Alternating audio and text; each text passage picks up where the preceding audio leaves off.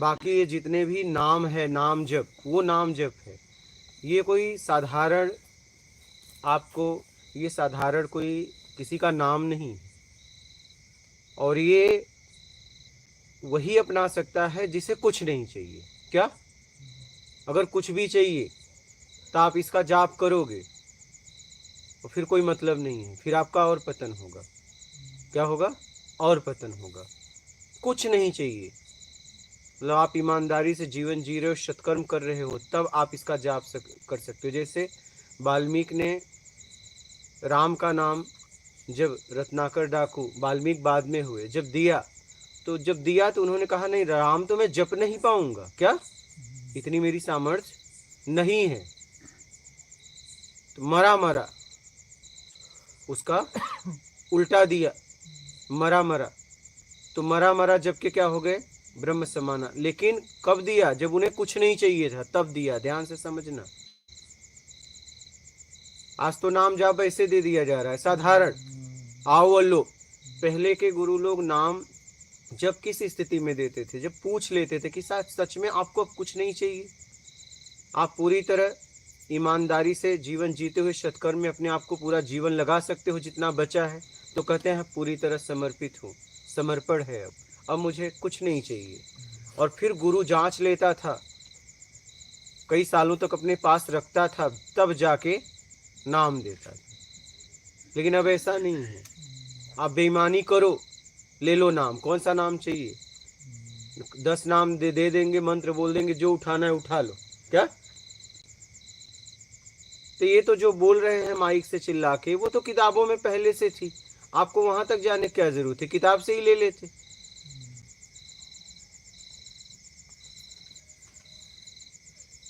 तो राम, राम शब्द के पीछे कोई शरीर नहीं है, कोई स्थूल शरीर नहीं है। आप देखिए ना, राम शब्द बोलते ही पूरा रोम रोम खिल जाता है। लेकिन अब बहुत भ्रांतियां हो गई हैं। राम बोलो तो समझते हैं कि ये राम है, ये राम नहीं है। ये राम भी जिसको जप रहे हैं, उस राम की बात हो रही है। क्योंकि राम से पहले भी लोग शरीर छोड़ते थे, तो राम नाम सत्य तब से बोला जाता था ना, तो उस राम की बात हो रही है। भाई पृथ्वी पर जो भी शरीर छोड़ देता है, मर जाता है या शरीर छोड़ता है, उसके पीछे हम क्या बोलते हैं? राम नाम सत्य है। तो ये तो राम के पहले भी बोला जाता होगा कि नहीं बोला जाता होगा? फिर रामेश्वरम में उन्होंने, देखिए, रामेश्वरम ज्योतिर्लिंग की स्थापना की, तो उस राम की बात हो रही है।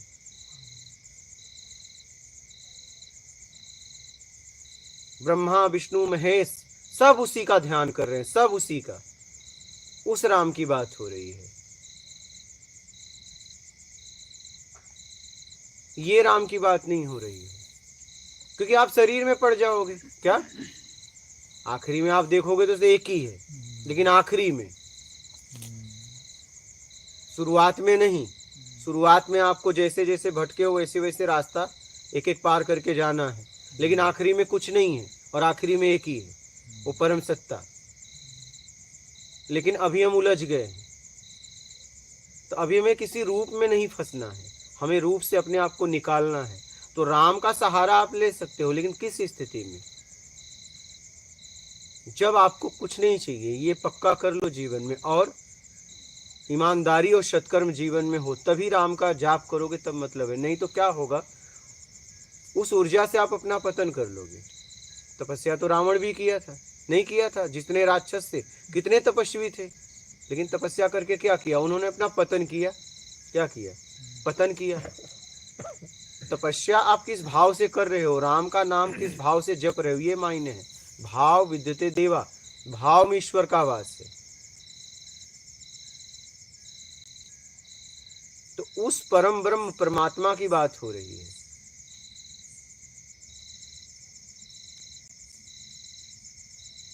जिसके पीछे कोई रूप नहीं है। आप कोई बोल ही नहीं सकता कि कौन से राम की बात हो रही है। क्या? राम के पीछे ये कोई साधारण नाम नहीं है, क्योंकि हर नाम के पीछे कोई कोई शरीर है। बात समझ रहे हैं? ये कोई नाम नहीं है, बस राम है। क्या आप राम को नाम नहीं बोल सकते, बस राम तक ठीक है। अगर कोई बोले ये क्या है तो नहीं बोल सकते। फिर अगर जैसे आपने कहा नाम है, तब तो कोई भी राम का नाम वाला आ जाएगा शरीरधारी, कोई भी हो सकता है। आपके घर वाले ने किसी का नाम राम रख दिया हो नहीं रख देते, राम कृष्ण कोई भी रख देता है। राम, बस राम, नाम नहीं। क्योंकि नाम जैसे ही पकड़ोगे कि राम नाम, तो नाम के पीछे फिर नाम जैसे ही पकड़े शरीर आ जाएगा, तो आप किसी शरीर को याद करोगे और आ ही जाता है। इसलिए राम बोलने से एकदम प्रफुल्लित हो जाता है, रोम रोम खिल जाता है, क्योंकि उस निराकार परम ब्रह्म की बात हो रही है।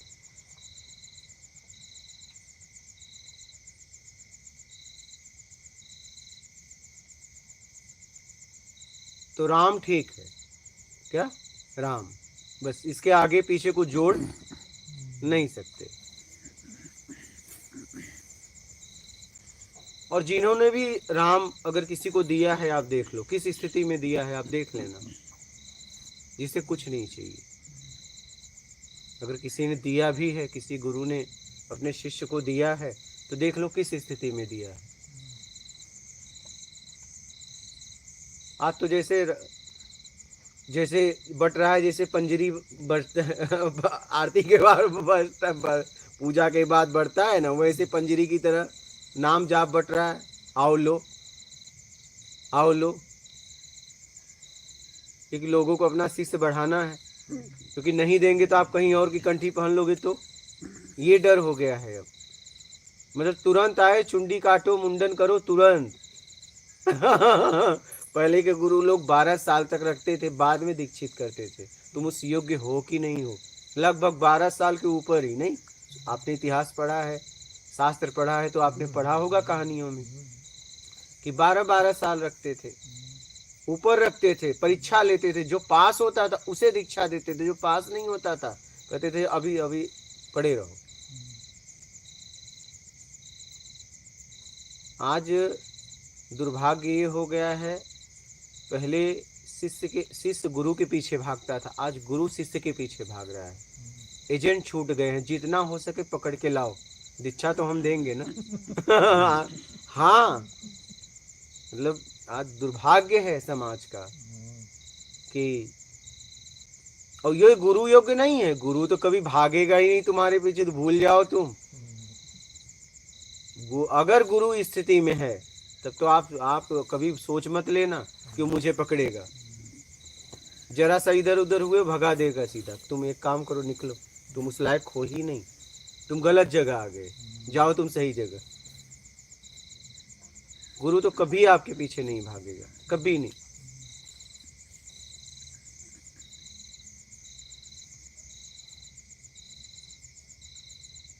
लेकिन बने बनाए अगर गुरु हैं, तब तो आपको पकड़ेंगे कि जितने हो सके लाओ, सबको हम कंठी पहनाएंगे, सबको मंत्र देंगे। पंजीरी की तरह मंत्र बट रहा है।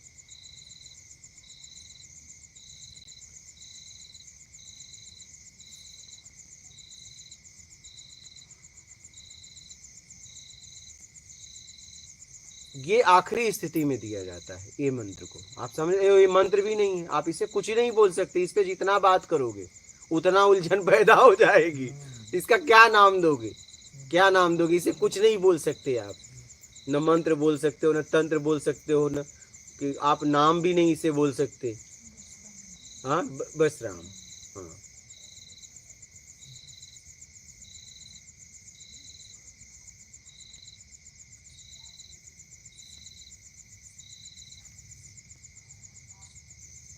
समझ रहे हैं?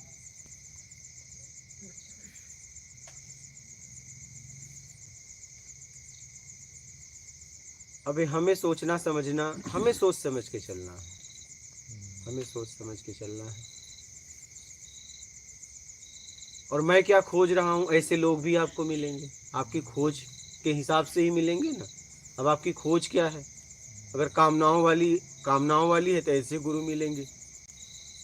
चक्र खुलवाना है, कुंडली खुलवाना है, आज्ञा चक्र खोल के सोना खोजना है, नहीं गड़ा हुआ धन खोजना है। हाँ, इसीलिए आज्ञा चक्र, ज्यादा तो लोग आज्ञा चक्र इसीलिए खोल रहे हैं कि गड़ा हुआ धन खोज लेंगे। माल का चक्कर, बर्बाद हो जा रहे, अपनी जिंदगी बर्बाद कर दे रहे हैं। आज्ञा चक्र खुलने का मतलब होता है, एक नाम है, ठीक है, कि आज्ञा चक्र खुल गया तो आपको इच्छा अपेक्षा से आप मुक्त हो गए। इच्छा अपेक्षा से मुक्त हो गए तो आज्ञा चक्र खुल गया। आज्ञा चक्र खुल गया, इच्छा अपेक्षा से मुक्त हो गए। इच्छा अपेक्षा से मुक्त हुए तो आज्ञा चक्र खुल गया। आप बात समझ रहे? अब ये तीसरा नेत्र खोल के लोग यहाँ से बैठ के कुछ देखना चाहते हैं कि माल कहाँ है, इसलिए आज्ञा चक्र खोलना है। ये भ्रांतियां हैं समाज में, बिल्कुल आप लोग सुने भी होंगे। शंकर जी ने तीसरा नेत्र खोला, हाँ, तो वो कौन देव थे? कामदेव भस्म हो गए, क्योंकि उनको। तो इसका मतलब क्या है? हाँ, इसका क्या तो हो गया ना, बता तो दिया। मतलब तो मैंने पहले ही बता दिया कि इच्छा अपेक्षा से मुक्त हो गए, तो मतलब तो हमने पहले बता दिया। हमारा जरा शब्द अलग है और कुछ नहीं, सरल ठेठ शब्द में बताता हूँ। तो आप लोगों को हाई फाई शब्द चाहिए, इतने ठेठ शब्द में बता रहा हूँ। नहीं सही बता। हाँ, साफ सुथरे शब्द में कि बालक भी समझ जाए। बिल्कुल हाँ, कोई शक नहीं। कि भाई कामदेव भस्म हो गए। कामदेव उन्हें उनके इधर उधर करने आए थे, लेकिन वो भस्म हो गए। तो वैसे ही ये खुलेगा तो इच्छा अपेक्षा से मुक्त हो जाएंगे। इच्छा अपेक्षा से मुक्त होंगे तब ये खुलेगा। इसका एक ही बात है। बात एक ही है, लेकिन बात एक ही नहीं है। मतलब पहले इच्छा अपेक्षा से मुक्त होंगे तब ये खुलेगा। बात ये खुलेगा तब इच्छा अपेक्षा से मुक्त नहीं होंगे। नहीं, इच्छा अपेक्षा से मुक्त होंगे तब ये खुलेगा। अर्थात मेहनत आपको। हाँ, वही मैं कह रहा हूँ, वही बात एक ही नहीं है। बात एक ही नहीं है, आपको मेहनत करना। हाँ, इच्छा अपेक्षा से अपने आप को छुड़ाना है, तब ये खुल जाएगा। तो नेचुरली खुल ही गया, तो सब भस्म है। तो बस वही तो कह रहा हूँ। कामदेव क्या हो तो सभी भस्म हो। हाँ, तो उसमें सोना भी भस्म हो जाएगा, ये ध्यान रखना। सोना दिखेगा नहीं, वो भी भस्म हो जाएगा, ये ध्यान रखना। हीरे मोती जवाहरात सब भस्म हो जाएगा। शमशान घाट में मस्त रहते हैं। हाँ, तो बस वही बात है, तो वही बात है। अब आज्ञा चक्र खोल के लोग नाम सोरे पैसा चाहते हैं क्या? हाँ, ऐसे कई लोग मिलेंगे, नाम शोहरत पैसा नहीं। बताया ये गया, आगे चक्कर खुल जाता था, हम कहीं का कुछ भी देख सकते हैं। अब बताइए, अगले के विचार भी पढ़ सकते हैं हम। बस अब बताइए, वही तो बात है। हाँ, त्रिकालदर्शी, बस वही तो बात है। भ्रम फैलाते हैं, वो प्रोडक्ट जब बेचना है। हाँ, तो वो ये भ्रम फैला देते हैं भाई, माल को बेचना है। अगर कोई दही बेच रहा है, हाँ, बादाम से हाँ, बुद्धि तेज होती है। हाँ, तो पता चला बादाम लोग खरीदना शुरू कर दिए। अरे भाई, इस तरीके से कोई भी दही बेचता है तो कहता है उसकी दही खट्टी मेरी मीठी, और आपने अगर उसकी भी खा ली, इससे ज्यादा मीठी है, तो आप कहोगे कि तेरे से ज्यादा तो उसकी मीठी है। तो मीठी तो है, लेकिन मलाई में थोड़ी निकालता हूँ, वो मलाई निकाल लेता है। बस बेचने के अपने तरीके हैं। नित्यानंद स्वामी जी हैं जो ये यही तो कराते थे, आंखें बंद करके पढ़वाते थे। जो भी लिखा होता तो वो पढ़ते थे बच्चे। हर कोई नहीं पढ़ पाता था, पर जो गुरुकुल के बच्चे थे वो स्पष्टली पढ़ते थे। हाँ, लेकिन कोई मतलब नहीं है। मतलब नहीं। आप अंधे को पढ़ाओ तब। हाँ, आप अगर पढ़ाना ही है, ठीक है, अगर आपको लग रहा है कि इस विद्या से समाज में लाभ होगा, तो जितने अंधे बच्चे हैं आप उनसे पढ़वाइए। फिर जरूरत तो उनको है। मैं कह रहा हूँ कि मैं अगर खुली आंखों से पढ़ सकता हूँ, तो मुझे बंद आंख से पढ़ने की क्या जरूरत है? उसमें कितना समय बर्बाद होता है। एक काम करो, अगर आप ये प्रयोग करना है तो अंधे बच्चों को आप एक काम करो, किताब पढ़ना, ये दुनिया देखना सिखाओ, जिसे जरूरत है। हम खोल के देख रहे थे, हमें पागल है हम बंद करके पढ़ें? अरे भाई, हम खोल के पढ़ सकते हैं, तो हमें क्या जरूरत है बंद करके पढ़े, उसके लिए सालों मेहनत करें? तो ये हम पागल हैं फिर? अच्छा, क्या जरूरत है बताओ? पता नहीं, सब पागल हो रहे थे। नहीं, आप बताइए, अच्छा क्या जरूरत है? हाँ, अंधे बच्चे उसमें कोई था क्या? आपके पास आके ही पता लगा है ना हमें, पहले तो हम भी इसके पीछे पागल थे। नहीं, आप सोचिए कि हम जब खुली आंखों से किताब पढ़ रहे हैं तो हाँ, मुझे बिल्कुल। क्या जरूरत है सालों मेहनत करूं और ठीक बंद है। आंखों से पढूं? क्या जरूरत, इसकी क्या जरूरत है आपको? कोई जरूरत नहीं है। हाँ, खुली अगर आंखों- ये प्रयोग करना है तो अंधों बच्चों पे करो, नहीं तब समाज का कल्याण होगा, समाज हित में होगा, लेकिन नहीं, इसका कोई मतलब है? लोगों को आकर्षित करने का एक तरीका है। आप चले गए, आपके इतने भाई बहन है, तो आपको नहीं पता था? एक मेरे पास आया, मुंबई में बैठा था दादर में, तो आके बोला मैं आपसे एक बात पूछूं, बता दो तो मैं आपको जानूं। तो मैं बोला भाई कुर्सी लगी है, पहले बैठो, फिर आराम से आप पूछिएगा। बैठा, बोला मेरे कितने बच्चे? तो मैं बोला ये बात मुझसे ज्यादा आप जानते हो, आपसे ज्यादा आपकी पत्नी जानती है, मुझसे मैं कैसे, मैं तो अनुमान बताऊंगा। अगर शक है, आपको पता है, अगर आपको शक है तो पत्नी बताएगी, और पत्नी पे शक है, डीएनए कराओ। मैं कैसे बताऊं तुम्हारे कितने भाई? ये कोई प्रश्न है? ये क्या प्रश्न है? बताओ मेरे कितने भाई हैं, मेरी कितनी बहन है, मेरे बाप का नाम क्या है, मेरा नाम बताओ। खेला तो यही चल रहा है बाहर। लेकिन इसका क्या मतलब? आपको शक है क्या अपने परिवार पे भाई? नहीं, क्या मतलब इसका क्या मतलब है? आप बताइए, कोई अर्थ है? मेरे बाप का नाम बताओ। अच्छा, क्या मतलब? आपको बाप का नाम नहीं पता? नहीं, आप बताइए क्या पूछ रहे हो जाके, कोई मतलब है? हमें तो पता था, आपको नहीं पता। आपको नहीं पता, आपको चेक करना है। नहीं, क्या मतलब? इस सब बातों का कोई मतलब लेकिन है।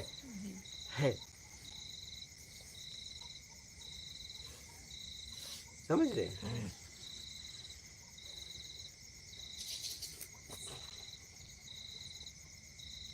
लेकिन इसी सब बातों का मतलब हम चाहते हैं, बोलते हैं बताओ मेरे बारे में, मेरे कितने भाई हैं तुम्हें नहीं पता, मेरे कितने बेटे तुम्हें नहीं पता। हाँ? यही सब बातें हैं, ये सब लेके हम प्रश्न जाते हैं, नहीं जाते? हम जब ज्योतिष का काम करते थे ऐसे प्रश्न बहुत आते थे, और ऐसे ही प्रश्न ज्यादा आते थे। सारे ऐसे आते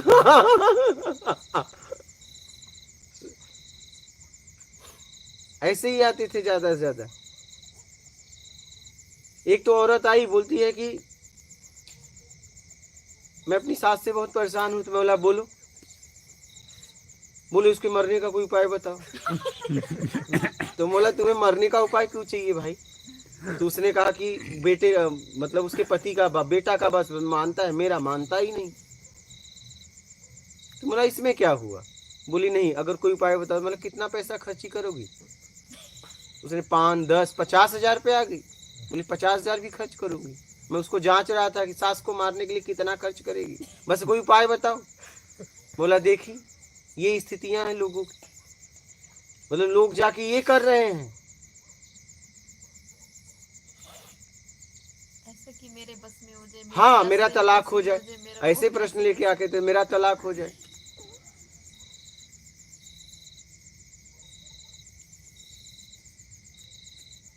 एक तो आदमी आया, मैं आपको बताऊं, हंसी आएगी आप लोगों को, 70 साल लगभग ऊपर, मतलब 60-70 के ऊपर थे, आए, बोले हम बड़ा परेशान हैं। बोला बोलिए क्या परेशानी है आपको? बोले कोई महिला थी, उसको प्रभावित करना चाहते थे, और वो महिला की उम्र 30 के ऊपर थी और उनकी उम्र 60-70 साल, बेटी थी कम से कम लगभग 40 की। हम कहे हे भगवान, ये स्थितियां हैं, ऐसे ऐसे प्रश्न लेके आते हैं लोग। अब बताइए, आप अपनी उम्र तो देखिए, दांत नहीं है चने खाने को और तुम्हें चाहिए चने की बोरी। नहीं, आप 70 साल में तुम क्या करोगे? तुम्हें नहीं, आप बताइए, आपको दांत नहीं है चने फोड़ने को, आपको चाहिए बोरी। सोचने वाली बात है, हंसी आती है। आप जाके क्या पूछ रहे हो?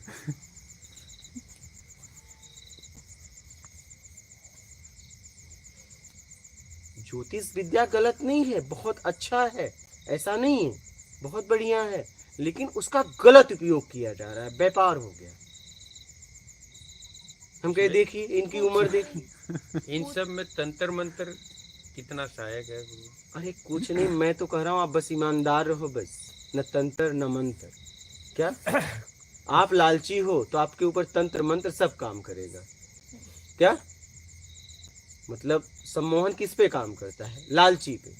और लालच नहीं है तो क्या करेगा? सम्मोहन। प्रभाव पड़ लालच ही सम्मोहन है। क्या लालच ही सम्मोहन है। अगर आप लालची हो तो आप पे सम्मोहन किया जा सकता है, मतलब लालच ही सम्मोहन है, उसका नाम सम्मोहन दे दो।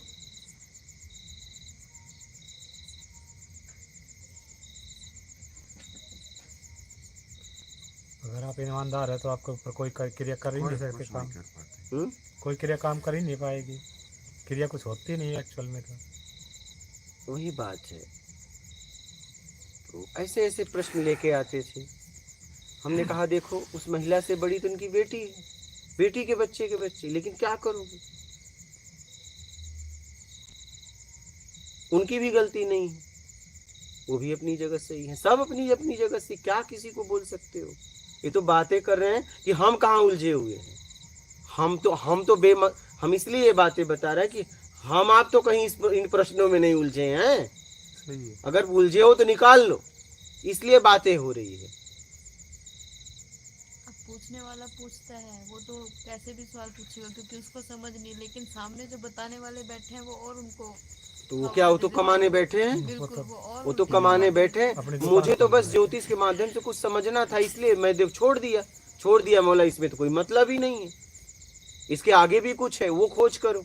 हम तो खोजी थे ना। खोजने में देखिए, खोजने में क्या होता है, खोजने में आदमी बहुत कुछ करता है, बहुत कुछ बर्बाद भी करता है अपना, बहुत कुछ सारी चीजें लगता है ना। ये खोज करने में उसका कितना कितना पूरी जिंदगी लग जाती है। हम तो खोज कर रहे थे, खोज करने निकले थे।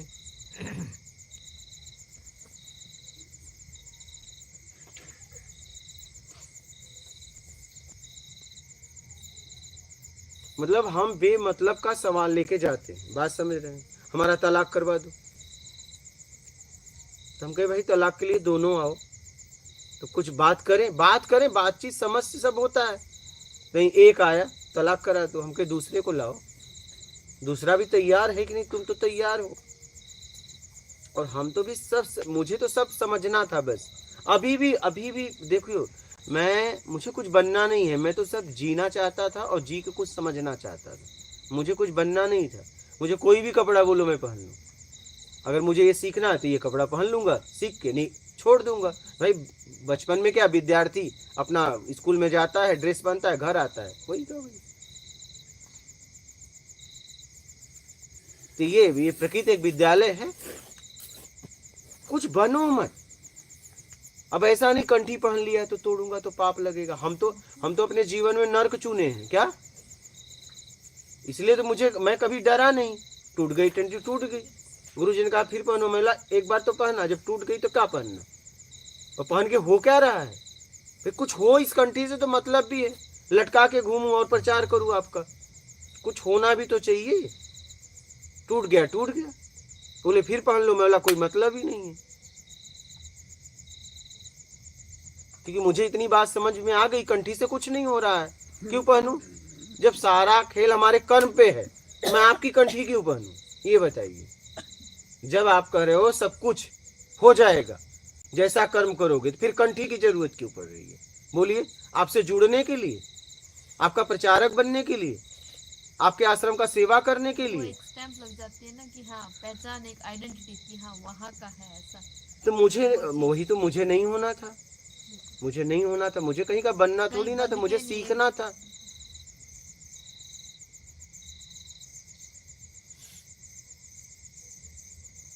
तो ज्योतिष में ऐसे ऐसे प्रश्न आते हैं, ऐसे ऐसे प्रश्न लेके लोग घूम रहे हैं, क्योंकि मैंने तो काम किया है। ऐसे ऐसे प्रश्न। वो आदमी जिसको बोला अपनी पत्नी से पूछना, वो तो तुरंत उठा और चला गया, फिर उसके बाद कुछ पूछा भी नहीं। अच्छा ये कोई प्रश्न है? आप बताओ, ये कोई प्रश्न है? आप जी किसी से जाके पूछ रहे हो मेरे कितने बच्चे हैं, आप ये प्रश्न है कोई? लेकिन हाँ पूछते हैं हम, पता नहीं आदत लग गई है। ज्यादा कमजोर हो